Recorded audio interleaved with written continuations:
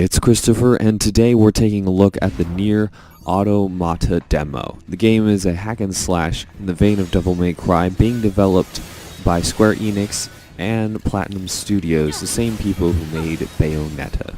The combat in this demo feels really great.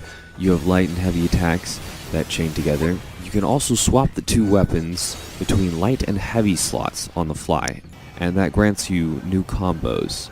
You also have a robot companion that fires Gatling laser shots and a bigger charged attack, which does a lot more damage but takes more time to charge. Thankfully, the Gatling shot isn't overpowered. It's more used to cancel out the incoming enemy projectiles. So I played this demo on normal, but there are two harder modes, one of which you die in one hit. I'm not going to try that one, though.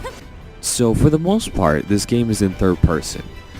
But you'll be running along, and in one smooth camera transition, it'll move from being third person to being a side-scroller.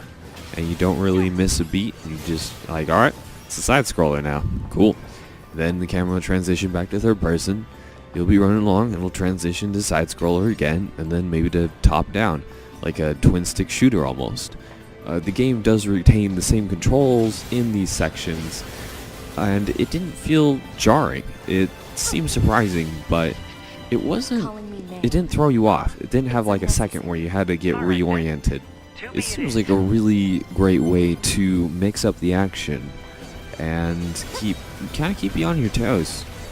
So, speaking of other things in the game, there is definitely bullet hell elements in this game, with enemies and especially bosses shooting quintillion plus red orbs at you.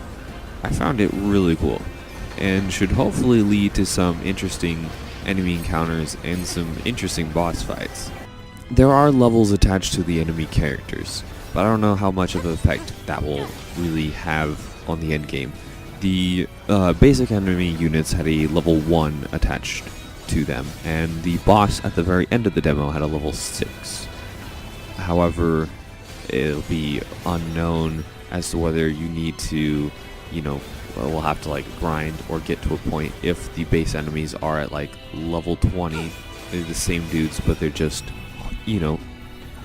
harder hitting because they're level 20. So that remains to be seen.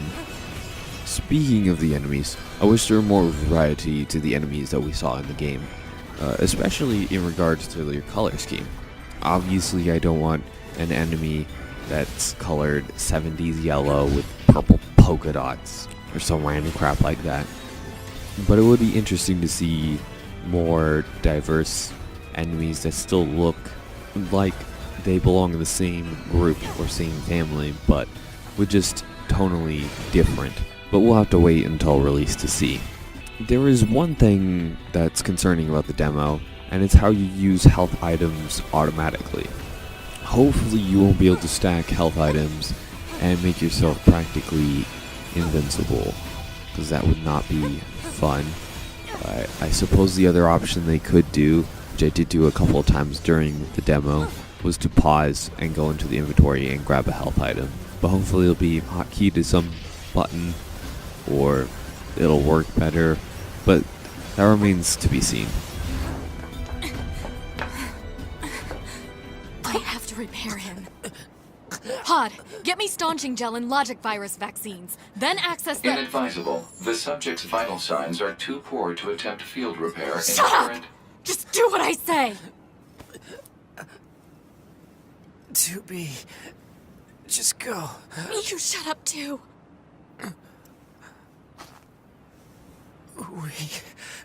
We're soldiers. We take pride in our service. The two characters, 9S, the lady, seemed to be interesting, and her voice acting was decent enough.